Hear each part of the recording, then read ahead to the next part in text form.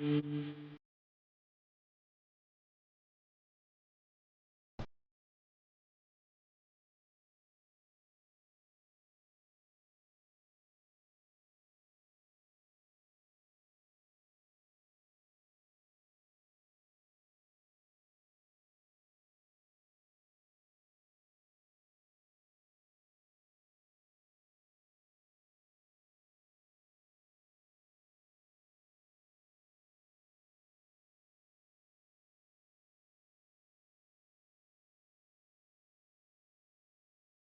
வளசரவாக்கத்தில் புகழ்பெற்று விளங்கும் ஜோதி ஏஜென்சிஸ் நிறுவனத்தின் உரிமையாளரும் திரைப்பட தயாரிப்பாளரும் ஐராவதம் படத்தின் கதாநாயகனுமாகிய டாக்டர் பாலு ரெட்டி அவர்களை தற்சமயம் நேயர்களுக்கு அறிமுகம் செய்கிறோம்.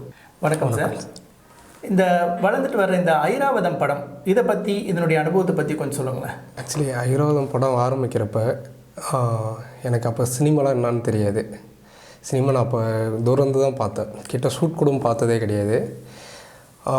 எனக்கு வேறு இன்ஜினியரிங் சென்னையில் படிச்சுட்டு இருந்தேன். அது மூலிமா என் ஃப்ரெண்டு மூலிமா தான் எனக்கு இந்த ஒரு வாய்ப்பு கிடைச்சிது. உள்ளே வந்ததுக்கப்புறம் ஆக்டிங் கிளாஸ்லாம் போயிட்டு நிறைய ட்ரைன் அப் பண்ணிவிட்டு அதுக்கப்புறம் தான் ஹீரோவாக கமிட் ஆனேன். ஃபஸ்ட்டில் எனக்கு ஸ்ட்ரகிள் இருந்தது. ஸோ ஏன்னா ஃபஸ்ட்டு இதுக்கு முன்னே கேமரா முன்னாடி நின்னது கிடையாது. ஃபஸ்ட் டைம்ன்றதால கூச்சம் இருந்தது. அப்புறம் போக ஓரளவு ரெடி ஆகிட்டோம். படத்தில் பார்த்தோன்னா 5 சாங் இருக்குது, 3 ஃபைட் இருக்குது. இப்போ இருக்கிற ட்ரெண்டுக்கு தகுந்த மாதிரி தான் படம் பண்ணியிருக்கேன். கொஞ்சம் கமர்ஷியலாகவே இருக்கும். ஆக்ஷன், கமர்ஷியல், காமெடி எல்லாமே மிக்சிங்கில் தான் இருக்கும். படம் ரொம்ப நல்லா வந்திருக்கு.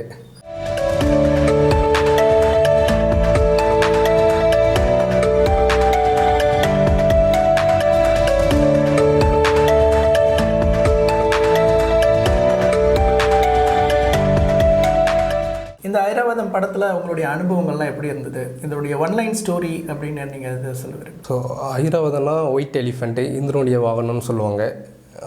அவனுடைய அந்த ஒயிட் எலிஃபெண்ட் இருக்கிற வரையும் தான் அந்த இந்திரனுடைய பவர் இருக்கும். அந்த எலிஃபெண்ட் இல்லை அப்படின்னா இவர் வாஷ் அவுட் ஆகிடுவார். ஸோ இதுதான் கான்செப்ட்டு. இந்த கான்செப்டில் தான் இப்போ லைவில் நாங்கள் பண்ணியிருந்தோம்.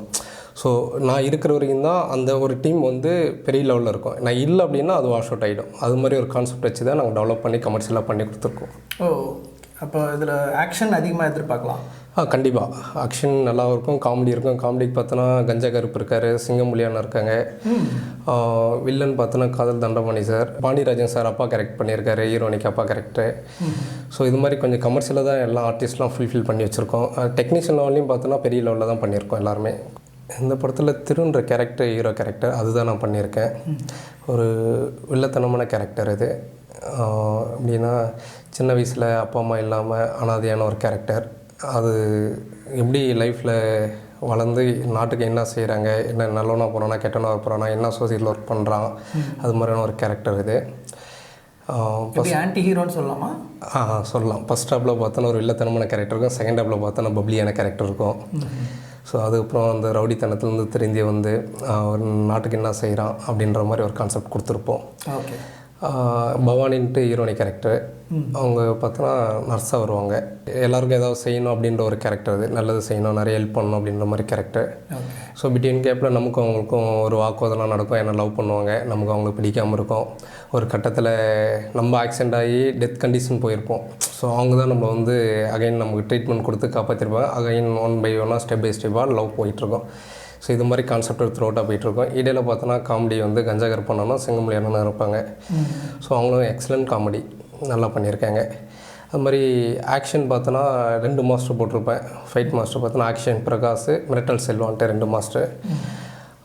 இவங்க 2 பேருமே ஒரு ஃபைட்டுக்கு ஒரு மாஸ்டர் மாதிரி தான் பிளான் பண்ணியிருக்கேன். ஸோ நல்லா சூப்பராக பண்ணி கொடுத்துருக்காங்க. ஷூட்லாம் பார்த்தோன்னா சென்னை, ஏற்காடு, சேலம், திருவண்ணாமலை, ஒசூர், இங்கே ஃபிலிம் சிட்டி, மாதவரம், இப்படி நிறைய ஏரியா தமிழ்நாடு ஃபுல்லாக ஒசூர் வரைக்கும் போயிருக்கோம். அப் டு பெங்களூர் பார்டர், அது மாதிரி நிறைய ஏரியா ஷூட் பண்ணியிருக்கோம் டே நைட்லாம். ஸோ நல்லா வந்திருக்கு படம்.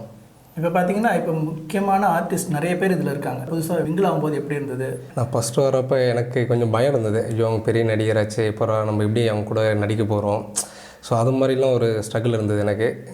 சரண்யா மோகன் ஆகட்டும், பாண்டியராஜன் சார் ஆகட்டும், சிங்கமுலி அண்ணன், இந்த காதல் தண்டபாணி, கஞ்சா கருப்பண்ணா இது மாதிரி நிறைய வந்து ஒன்றும் பயப்படாத பல்லவா ஜாலியாக பேசுவாங்க. நம்ம ஆக்சுவலி ஒரு ஃப்ரெண்டு எப்படி நம்ம பேசுவோமோ அது மாதிரி ஜாலியாக அந்த ஒரு ஆணவம் இல்லாமல் கேஷுவலாக வந்து நம்ம கூட கோஆப்ரேட் பண்ணி ஜாலியாக கை கொடுத்து பேசிட்டு ஸோ அந்த அந்யுன்யமாக இருப்பாங்க. அதனால் நமக்கும் அந்த ஸ்ட்ரகிள் இல்லாமல் அந்த கூச்சம் இல்லாமல் ஓரளவு நல்லா இருந்தது. அதனால் நம்மளும் கொஞ்சம் ஓரளவு ரெடியாகி அப்படி போயிட்டோம். உங்களுடைய ஷூட்டிங் ஸ்பாட்டில் நடந்த மறக்க முடியாத சம்பவங்கள் ஏதாவது ஒரு இன்ட்ரெஸ்டிங்கான சப்ஜெக்ட் அது இருந்தால் கொஞ்சம் ஷேர் பண்ணிக்கோங்களேன். ஆக்சுவலி ஷூட்டிங் ஸ்பாட்டில் வந்து பார்த்தோன்னா ஒரு ஃபைட் சீக்வன்ஸ் ஒன்று இருக்கும், ஒரு ஆக்ஷன் சீக்வன்ஸு. ஹீரோ பைக்கில் வருவார், ஒரு ஹில்ஸ் ஏரியாவில் வந்து டவுனில் வந்துட்டுருப்போம். ஆப்போசிட்டில் வில்லன் கேரக்டர் வந்து காரில் வந்துட்டு பைக்கில் மோதி அடித்து அப்பில் தூக்கிடும். ஸோ அங்கேருந்து 2000 ஸ்பீட்டில் வந்து கீழே உயர மாதிரி ஒரு சீக்வன்ஸ் அது. ஓகே. ஸோ அதில் பார்த்தோன்னா நமக்கு ஜிம்மி ஜிப்லாம் பண்ணி இந்த ஃபுல்லாக பெல்ட்டு கட்டி எனக்கு ரொம்ப ஸ்ட்ரகிள், ரொம்ப பயம் இருந்தது. அதை அடித்து ஆக்சுவலி வந்துட்டு வந்து ஃபோர்ஸ்லேயே அடித்து தூக்கினோடனே க்ரெயினில் வந்து நம்மளை அந்த பெல்ட்டில் அந்த ரோப்லேருந்து தூக்குவாங்க. தூக்கிட்டு அப்பில் பறப்போம் ஒரு 50 அடியில். ஓகே. ஸோ அப்போ எனக்கு பார்த்தோன்னா என் உயிர் என் கையிலே இல்லை, அந்தளவுக்கு கைக்கெல்லாம் நடுக்கம் ஆயிடுச்சு. நான் ஃபஸ்ட் டைம் என்னோட அதை அடித்து தூக்குறோமே ஐயோ போச்சுரு அப்படின்ட்டு அன்றைக்கி கண்ணீர் வராத குறை தான் அது. ஸோ அதுக்கப்புறம் தான் நமக்கு அந்த எக்ஸ்பீரியன்ஸ் கொஞ்சம் கொஞ்சமாக கிளியர் ஆனோம். ஷூட்டிங்கில் பார்க்கும்போது ரொம்ப சிம்பிளாக நினச்சிட்றோம். ஆமாம். அதில் அந்த இடத்துல இருந்து பார்க்கும்போது அதனுடைய கஷ்டம் எத்தனை பேர் அதுக்கு பிஹைண்ட் தி சீன்ஸ் இருக்காங்கன்றது. கண்டிப்பாக சார்.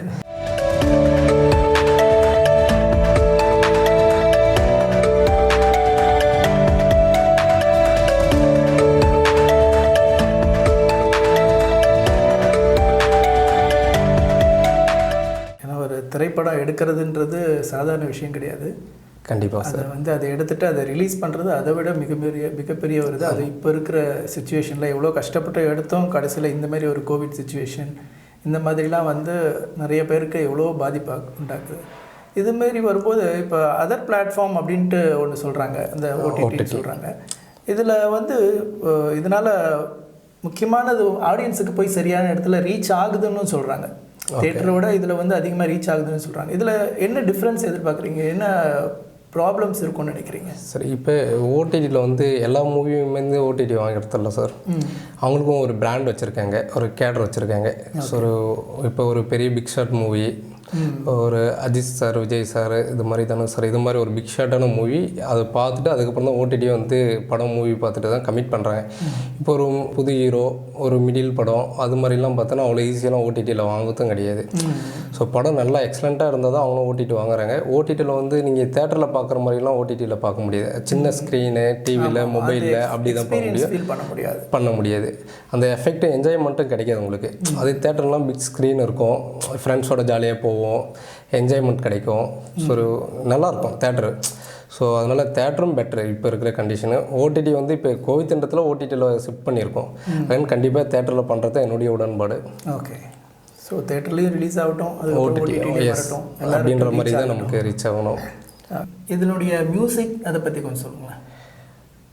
மியூசிக் வந்து பரணி அசிஸ்டண்ட்டுன்னு சுரேந்திரனு, காசு மேலே காசுன்னு ஒரு மூவி பண்ணியிருக்காரு. இப்போ ஐராவதம் நம்ம மூவியும் கமிட் பண்ணியிருக்கோம். ஸோ சாங் வந்து நான் எதிர்பார்த்த அளவுக்கு இல்லாமல் அதோட எக்ஸ்ட்ராரியாக கொடுத்துருக்காரு. ஸோ பார்த்தோன்னா எனக்கு மட்டும் முடியல, எல்லா ஆடியன்ஸும் பிடிக்கிற அளவுக்கு வந்து பார்த்தோன்னா கொடுத்துருக்கேன். மெலோடி இருக்கும், குத்து சாங் இருக்கும், ஒரு பாஸ் சாங் இருக்கும், எல்லா மிக்சிங்லேயும் வெரைட்டிஸ் சாங். ஸோ அவ்வளோ அழகாக சூப்பராக இருக்கும். நீங்கள் டூயின்லாம் கேட்குறப்போ லிரிக்ஸு எல்லாமே நல்லாயிருக்கும். அது மாதிரி ஒரு சாங்க்கும் ஒரு லிரிக்ஸ் ரைட்டரு, சிங்கர், அது மாதிரி இப்போ அப்கமிங்கில் கரண்ட்டில் இருக்கிற சிங்கர் தான் எல்லாமே பிளான் பண்ணி ரெக்கார்ட் பண்ணியிருக்கோம். ஸோ எல்லாமே நல்லாயிருக்கு. இப்போ உங்களுடைய ஃபேமிலி பேக்ரவுண்ட் அதெல்லாம் பற்றி கொஞ்சம் சொல்லுங்களேன். ஆக்சுவலி என் நேட்டிவ் பார்த்தோன்னா திருவண்ணாமலை பக்கத்தில் ஒரு வில்லேஜ் தான், மேல்கரிப்பூர்னு ஒரு ஊர். ஸோ ஒரு கூக் கிராமம் தான் அது. ஃபேமிலி பார்த்தோன்னா எனக்கு ஒரு அக்கா, ஒரு அண்ணன், அப்பா, அம்மா எல்லாருக்கும் இருக்கிற மாதிரி ஒரு சின்ன ஃபேமிலி. ஜாலியாக ஸ்கூலில் போயிட்டு வந்து ஈவினிங் பார்த்தோன்னா நல்லா விளையாடிட்டு கோலி, பொம்பரம், கிரிக்கெட் இது மாதிரி வில்லேஜில் சின்ன கிரவுண்டில் போயிட்டு பசங்களோட ஜாலியாக விளையாடிட்டு இருப்போம். ஊரில் விவசாயம் தான், எல்லோரும் விவசாயம் தான் பார்த்துட்ருப்போம். நல்லா அது மாதிரி தான் இருக்கேன். நானும் விவசாயம் பண்ணியிருக்கேன். ஸோ ரொம்ப கஷ்டப்பட்டு தான் வந்தேன் நானும். அவ்வளோலாம் வந்து எங்கள் அப்பா பிக் ஷாட்டு ரொம்ப பெரிய அந்த அளவுக்குலாம் இல்லை, ஒரு மிடில் கிளாஸ் ஃபேமிலி. எனக்கு என் அக்கா ஹஸ்பண்ட் வந்து ரொம்ப எனக்கு சப்போர்ட் பண்ணாங்க. எப்படி எங்கள் வீட்டில் எங்கள் நைனாவும் எங்கள் அம்மா சப்போர்ட் பண்ணாங்களோ சேம் வந்து என் அக்கா வந்து எனக்கு ரொம்ப கோஆப்ரேட் பண்ணோம். ஆக்சுவலி அது மேரேஜ் ஆகிட்டு போயிட்டாங்க. அவங்க தான் வந்து எனக்கு இந்தளவுக்கு பூஸ்டப் பண்ணாங்க. நான் எப்போலாம் வந்து கஷ்டப்படுறப்பயே வந்து ரொம்ப எனர்ஜி கொடுத்து ரொம்ப பாசிட்டிவாக பேசி ஒன்றும் பயப்படாதடா நான் இருக்கேன்டா நீ பரவாயில்ல பண்ணுறா அப்படின்னு சொல்லி எனக்காக ஃபினான்ஸ் விஷயமாகட்டும் நல்லது கெட்டதாகட்டும் என் கூடயே இருந்து ரொம்ப சப்போர்ட் பண்ண ஒரு கேரக்டர் எங்கள் அக்காவும் எங்கள் மாமாவும். ஸோ அவங்களுக்கு நான் கண்டிப்பாக நன்றி சொல்லி ஆகணும். அதில் அது மாதிரி பார்த்தோன்னா எனக்கு ஒரு அன்னோன் பர்சன் சொல்லலாம். எனக்கு பத்ரிநாத் அப்படின்ட்டு ஒரு சார் ஒருத்தர் எனக்கு அறிமுகம் ஆனார். என் ஃபேமிலி பேக்ரவுண்ட் தெரியாது, என்னை பற்றியும் அவருக்கு தெரியாது. பட் நட்பு மட்டும்தான் இருக்குது இடையில். என் பேர் கூட அவர் அப்போ தெரியுமான்னு தெரியல அந்த டைமிங்கில். பட் நல்லா பழகிட்டு இருக்கோம். எங்கள் ஃபேமிலி தான் வந்து எனக்கு ப்ரொடக்ஷன் பண்ணாங்க. Own company happy media entertainment தான் இந்த எங்களுடைய பேனர். அதில் தான் நான் வந்து பண்ணிகிட்டு இருந்தோம் இந்த ப்ராஜெக்டை. அப்போ ரொம்ப ஸ்ட்ரகிள் ஆகிட்டோம் ஒரு கட்டத்தில். ஏன்னா நாங்கள் பிளான் பண்ணது ஒரு பட்ஜெட்டே பார்த்தோன்னா டபுள் ஆகிடுச்சு. அதாவது இந்த அளவுக்கு இப்படி ஆயிடுச்சு அப்படின்ட்டு. ஏன்னா சினிமா தெரியல அப்போ எனக்கு நிறைய எப்படி சொல்கிறதுன்னு நிறைய இடத்துல ஏமாந்துட்டோம் ஃபஸ்ட்டு மூவின்றதில். சரி சரி. அப்போ எனக்கு இந்த பத்ரிநாத் சார் தான் வந்து நிறைய சப்போர்ட் பண்ணார். என் கஷ்டத்துக்கெலாம் வந்து பார்த்தோன்னா இன்றைக்கி நான் இங்கே இருக்கேன், இங்கே பேட்டி கொடுத்துட்ருக்கேன் அப்படின்னா அவரும் ஒரு காரணம் ஆகிட்டார் இன்றைக்கி எனக்கு. ஓகே. நான் எப்போ கேட்டாலும் ரொம்ப கிரிட்டிக்கலாக இருக்கும் சார். ஏன்னா நிறைய வெளியே இன்ட்ரெஸ்ட்டுக்கு வட்டிக்கு அமௌண்ட்டு வெளியே வாங்கிட்டோம் நிறைய வட்டிக்கு. ஸோ அப்போ என்னால் ஒரு கட்டத்தில் ரிட்டர்ன் பண்ணுறது ரொம்ப ஸ்ட்ரகிள் ஆகிடுச்சு. அப்போ இவர் எனக்கு வந்து என்னன்னே தெரியல, டக்குன்னு நான் ஏதாவது ஹெல்ப் பண்ணால் டக்குன்னு கேட்குறப்ப சப்போர்ட் பண்ணார். ஒரு சின்ன இப்போ இருக்கிற ஒரு 10,000 நீங்கள் வாங்கினா கூட ஒரு பாண்ட் பேப்பர்லேயே எதுலேயுமே கையெழுத்து வாங்காமல் நட்பு ஓட்டுறத கூட தர மாட்டாங்க. அப்படி இருக்கிற கண்டிஷன் இன்றைக்கி நாட்டில் அப்படி தான் போயிட்டுருக்கு. ஆனால் அவர் பார்த்தோன்னா எதுவுமே இல்லை, என் பேர் தெரியாது, என் ஊர் தெரியாது, என் ஃபேமிலி தெரியாது, என்னை மட்டும் ஒரே ஆள் மட்டும்தான் தெரியும். டே நைட்டு பார்க்க மாட்டார், ஃப்ரைடே பார்க்க மாட்டார், டியூஸ்டே பார்க்க மாட்டார். எப்போ நான் பணம் கேட்டேன்னா ரொம்ப அர்ஜென்ட் சார் அப்படின்னா 5 லட்சம் 10 லட்சம் மினிமம் நான் எவ்வளோ கேட்கணும் அந்த அமௌண்ட் கொடுத்துட்டே இருப்பார். ஸோ அப்படி ஒரு மனிதர். இப்போ வரைக்கும் நான் ஒரு சைன் கூட பண்ணலை அப்போ வாங்குறப்பலாம். அப்படி ஒரு மகா மனிதர். ஸோ அவருக்கு ரொம்ப நான் கண்டிப்பாக நன்றி கடன் பட்டிருக்கேன். அவருக்கு ரொம்ப நான் தேங்க்ஸ் சொல்லி ஆனதில். So very thanks for Badrinath sir. Okay.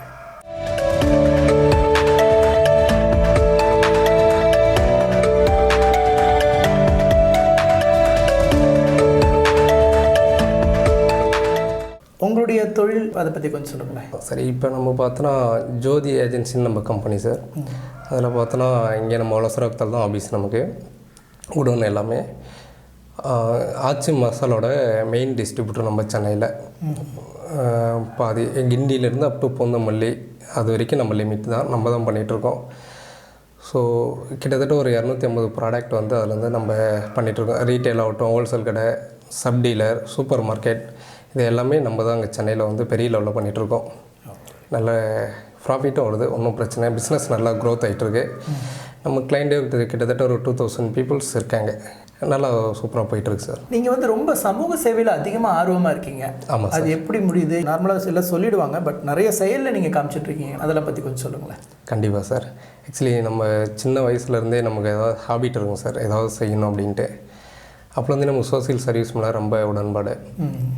சின்ன வயசில் நம்மளால் என்ன பண்ண முடியுமோ அந்த லெவலுக்கு பண்ணிகிட்டு இருந்தோம். ஒரு லெவலுக்கு போக அப்பப்போ நம்மள்ட்ட எவ்வளோ மணி இருக்குது, என்ன நம்மளால் அந்த மணி வச்சு என்ன பண்ண முடியும் அப்படின்ற மாதிரி கண்டிப்பாக நான் எல்லா வருஷமும் பார்த்தோன்னா என்னால் முடிஞ்ச ஹெல்ப் கண்டிப்பாக எல்லாருக்கும் பண்ணிகிட்டே தான் இருப்பேன். இந்த கோவிட் டைமில் வந்து ரொம்ப எல்லாருமே எல்லா பீப்புள்ஸுமே கஷ்டப்பட்டேன், இன்க்ளூட் எல்லாருமே. பிக் ஷாட் ஆகட்டும், லோயர் மாடல், இல்லை மிடில் கிளாஸ், எல்லாருமே வந்து எல்லாருக்கும் கஷ்டம்தான்.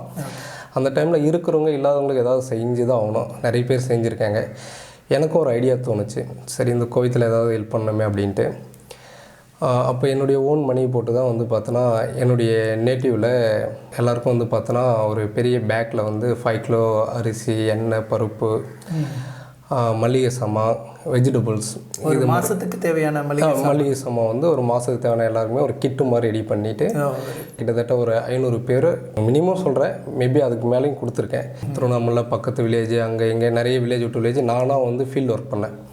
எல்லா வீட்டுக்கு போயிட்டு அவங்க வீட்டுக்கு எல்லாருக்கும் வந்து பார்த்தோன்னா மாஸ்க்கு, பிஸ்கெட்டு, சோப்பு, இது மாதிரி சானிடைசர் மாதிரி ஃபஸ்ட்டில் அதுதான் நான் ப்ராஜெக்ட் பண்ணேன். அதுக்கப்புறம் தான் வந்து இந்த மளிகை சாமான்லாம் கொடுத்தேன். அதெல்லாம் பார்த்தோன்னா இந்த கபசுர குடிநீர் வந்து குடித்தா எதிர்ப்பு சக்தி அதிகமாகும் அப்படின்ட்டு அந்த கபசுர குடிநீர் வந்து நாங்களாம் ரெடி பண்ணிவிட்டு இருக்கிற ஃப்ரெண்ட்ஸு கூட இருக்கிறவங்க அந்த ஏரியாவில் இருக்க எல்லாரையும் ஏற்றிட்டு ஒவ்வொரு ஏரியாவுக்கும் ஒவ்வொரு வில்லேஜுக்கும் போயிட்டு கிட்டத்தட்ட ஒரு 5-6 வில்லேஜுக்கு பக்கத்தில் என் சரௌண்டிங்கில் ஓகே அங்கே போயிட்டு எல்லா பீப்புள்ஸும் அடிமட்டத்துலேருந்து ஹை கிளாஸ் வரைக்கும் வீட்டுக்காக போயிட்டு நானாக அந்த கபசினி குடிநீர் ஒரு வீட்டுக்கும் கொடுத்துட்டு வந்தேன். ஸோ அது மாதிரி பண்ணணும்னு ஆசை இருந்து தான் பண்ணேன். ஃபியூச்சரில் அது மாதிரி நிறைய பண்ணணும், நிறைய ஐடியா வச்சுருக்கேன். கண்டிப்பாக பண்ணுவேன்.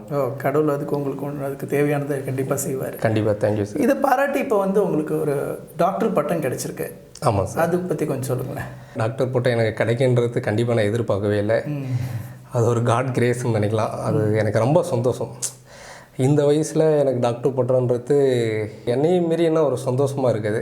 நான் இந்த ப்ரொஃபைல்லாம் வந்து பார்த்தோன்னா நான் 2010 அந்த ரேஞ்சிலே படிக்கும்போதே 2009-10லேயே பார்த்தோன்னா சோசியல் சர்வீஸ் அப்போலேருந்தே பண்ணிகிட்டு இருந்தேன். ஓப்பனிங்லேயே தான் பண்ணிகிட்டு இருந்தேன்.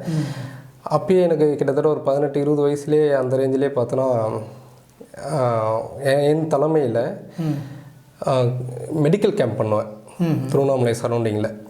அப்போலேருந்து கவர்மெண்ட் ஸ்கூலில் இல்லை அது மாதிரி எங்கேயோ ஒரு ப்ளேஸ் பண்ணிவிட்டு என் தலைமையில் போயிட்டு மெடிக்கல் கேம்ப் பண்ணிவிட்டு அவங்க நோட்டீஸ்லாம் பிட் நோட்டீஸ் கொடுத்து வயசானவங்களாம் வந்து பார்த்தோன்னா அந்தளவுக்கு பணம் கொடுத்து போயிட்டு பண்ணணுன்ற அளவுக்கு கொஞ்சம் யோசிப்பாங்க. இது ஃப்ரீயாகவே நான் வந்து ப்ரொவைட் பண்ணேன். அது மாதிரி ஒரு 3 டைம் பண்ணியிருக்கேன் ஊரில் அந்த டைம்லேயே. சரி. அதுக்கப்புறம் இடையில் வந்து பார்த்தோன்னா ஒரு இல்லாத ஃபேமிலிக்கு எஜுகேஷனுக்கு சப்போர்ட் பண்ணியிருக்கேன் நிறைய.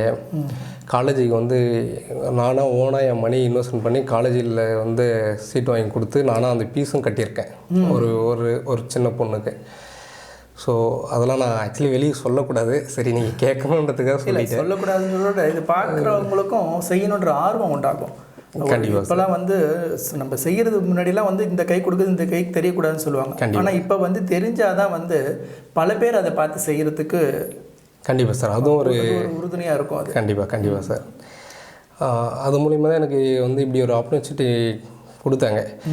இது வரைக்கும் நம்ம என்ன சோசியல் ஒர்க்லாம் பண்ணியிருக்கோம், அது ஃபுல் வீடியோ, அது ஃபுட்டேஜ், ஃபோட்டோஸ், ஸ்டில்ஸு எல்லாமே கலெக்ட் பண்ணி சப்மிட் பண்ணேன். நான் சப்மிட் பண்ணிவிட்டு வெயிட் பண்ணேன். சரி கிடைக்குமா கிடைக்காதா, சரி ஓகே கிடைச்சாலும் ஓகே அப்படின்ட்டு. அப்புறமா எனக்கு வெல்கம் லெட்டர் ஒன்று மெயில் பண்ணாங்க. சார் உங்களுக்கு நாங்கள் வந்து செலக்ட் பண்ணியிருக்கோம் சார், கங்கராஜ் வாழ்த்துக்கள் அப்படின்ட்டு. ஸோ அதுக்கப்புறம் தான் ரொம்ப சந்தோஷமாக இருந்துச்சு. உங்களோட செய்கிற சேவைக்கு ஒரு நல்ல ஒரு பூஸ்ட் மாதிரி இது ஒன்று. ஆமாம் சார், இது ஒரு எனக்கு பூஸ்ட்னே சொல்லலாம். ஏன்னா அகைன் என்னை வந்து பூஸ்டப் பண்ணுற மாதிரி தான் இருக்கும். திருப்பி ஏதாவது செய்யணுன்ட்டு நான் இன்னும் நிறைய பிளான் மீன்ஸ் பார்த்தோன்னா என்னுடைய டிஸ்ட்ரிக்டில் ஒரு சின்ன ஆம்புலன்ஸ் வாங்கி ஃப்ரீ சர்வீஸ் விடணும், ஆம்புலன்ஸ் எல்லாருக்குமே ஃப்ரீயாக பண்ணணும், ஒரு கல்யாண மண்டபம் கட்டி ஃப்ரீயாக எல்லாருக்கும் வந்து சர்வீஸ் பண்ணணும். கொஞ்சம் ஃபூர் ஃபேமிலி எல்லாருமே மண்டபத்தில் போயிட்டு மேரேஜ் பண்ணிட முடியாது. ஸோ அவங்களுக்குலாம் நான் சப்போர்ட் பண்ணேன். என்னோட ஒரு மண்டபம் கட்டிட்டு அவங்களுக்கு ஃப்ரீயாக கொடுக்கணும். நிறைய பேருக்கு இந்த ட்ரஸ்ட்டில் போயிட்டு சப்போர்ட் பண்ணணும். இந்த முதியோர்களுக்கெலாம் வந்து ஃபுட்டு, அக்னாலிமெண்ட்டு, ட்ரெஸ்ஸு, நம்மளால முடிஞ்ச என்னென்ன பண்ண முடியும் எல்லாம் பண்ணுன்ட்டு ஒரு நிறைய பிளான் வச்சு போயிட்டுருக்கேன். கண்டிப்பாக இதெல்லாமே விரைவில் சாத்தியம். இன்னும் நிறைய வச்சுருக்கேன். கண்டிப்பாக இந்த உங்களுடைய பாராட்டுக்கள் வந்து இந்த இன்னும் கொஞ்சம் உங்களை பூஸ்ட் பண்ணணும்னு நினைக்கிறேன். கண்டிப்பாக. Thank you sir.